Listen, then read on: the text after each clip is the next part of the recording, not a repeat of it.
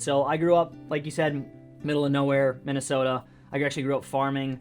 I knew nothing about business at all. I always kind of had a chip on my shoulder. I was like, I didn't necessarily grow up with, a ton of money or anything like that. And I was like, I want to do well for myself. And I didn't know how I was going to do that. So in my mind, I was like, okay, it's going to be really like, how am I supposed to go start in brick and mortar business? Because like people from like my friends, family, like if they're going to start a company, like you're going to start a construction company or you're going to start, a landscaping company or something like that. And at the time, it's like, okay, I really don't want to do that because that seems like I've done manual labor my whole life. I don't want to do more of it. And, it just wasn't attractive to me. So from there, I was still looking at how I could leverage Facebook ads, and I realized that business wasn't for me. And the next step, I went and I actually started selling like fitness plans.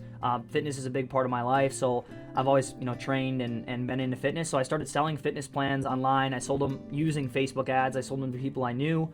Long story short, I'm talking with a good friend of mine who's actually best man at my wedding, and we were having a conversation. He just started a video production company, and I was thinking to myself, I was like, what if I started running Facebook ads for your clients that you're doing videos for? And that's kind of what got the gears turning into like the agency space.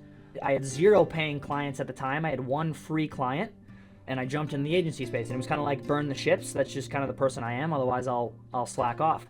And I'm innately lazy. I'm not afraid to say it. We hit our first 10K a month in April, which is like a big deal for beginner agencies, or it was at the time. And we've been off to the races since then.